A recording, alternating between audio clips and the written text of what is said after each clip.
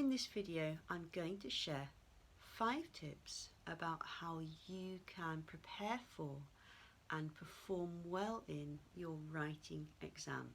Now, I'm mostly going to be talking about the Cambridge exams or IELTS. If you're doing a different writing exam, these tips will still help you, okay? So, tip number 1, make sure you understand the question completely before you start to write. Now, I have had this with so many students that they write me an essay, they send me the essay, and they haven't answered the question. And if you don't answer the question, you're not going to get a very high mark. So it's really important that you take the time at the start of the exam to completely understand what you are being asked to do. So if you're taking IELTS, you need to make sure what kind of question they are asking you about in task 2. Is it a 2-part question? Is it problem solution? Do they want your opinion? Or maybe they don't want your opinion. If they don't want your opinion, don't give it to them because they don't want it. If you're taking a Cambridge exam, you need to make sure that you've understood the question task completely. Too many times I get essays from students and they've missed a piece of information or they haven't quite got the topic right. So it's really important before you even begin to start writing, make sure you understand the question. Okay, tip number 2, and that is plan your writing before you start. And again, this is something that candidates often don't do. I think it's because people worry about time and they think, oh, I've only got 40 minutes to write this essay, I better just start writing it now. But the problem is that if you don't have a plan, it's very, very difficult, even for a native speaker, it's very difficult to get the ideas out logically and clearly. And a plan helps you really organise the information. So when I work with students, I make them write a plan and I make them write it sentence by sentence. So they have a complete map of their writing before they start. And they tell me that, and I see and they see, that the essays they write with a plan are way better than the essays they write without a plan. And final word to say about plans is that a good plan will actually speed up your writing time, because you won't be sitting there going, oh, I don't know how to continue. Oh, I haven't got any more ideas, because you've already done that in your plan. So always, always, always make a really good plan. Tip number 3, work on your structure. So I'm talking about the overall structure of the writing.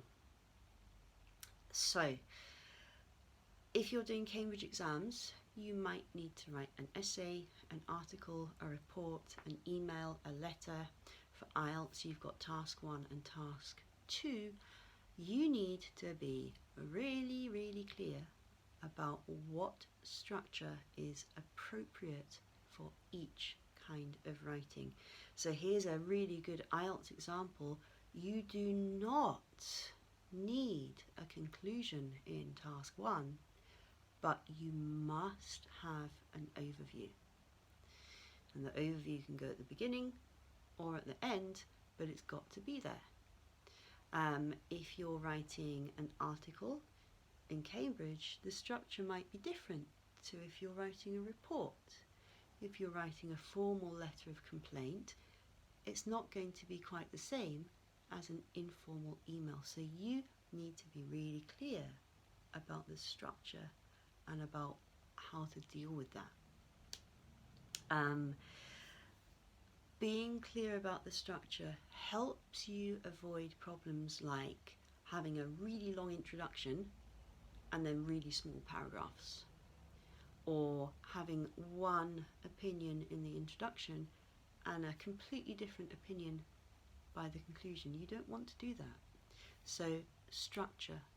Get clear about the structural requirements for each task.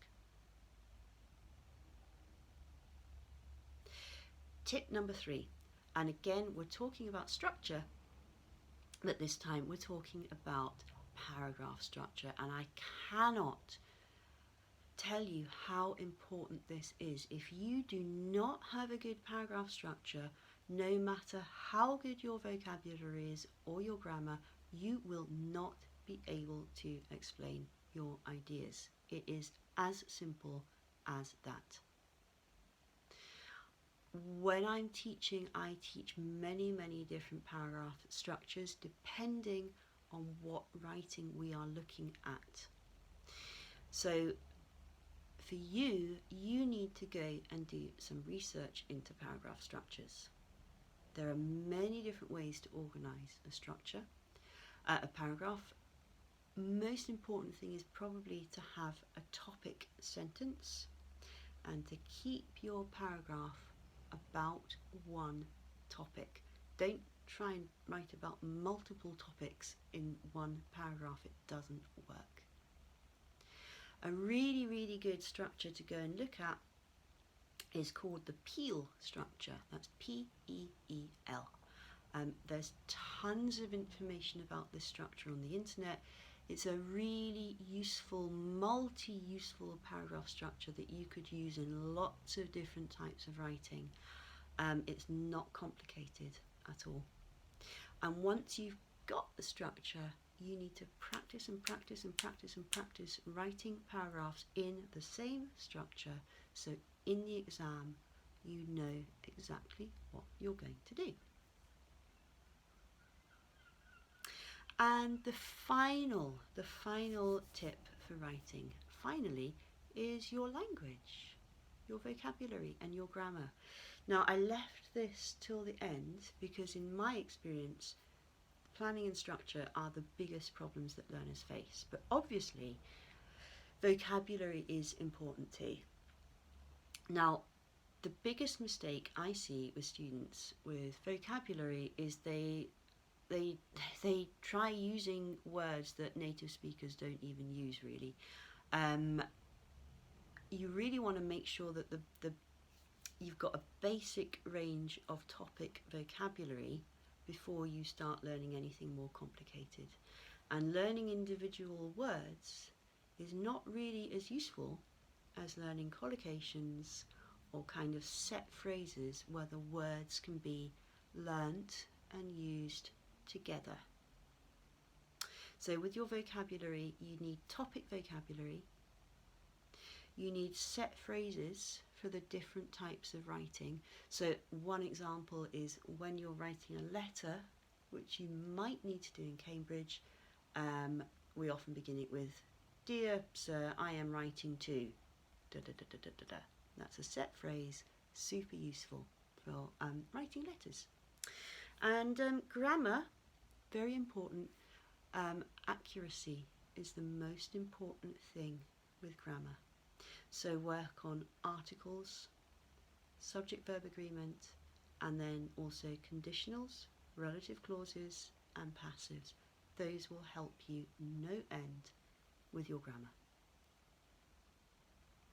My name is Sarah, and I'm an English teacher and language anxiety coach.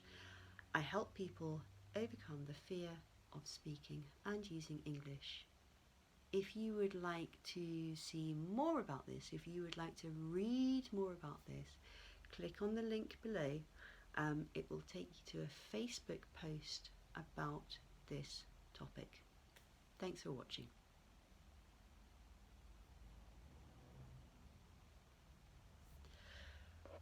That's a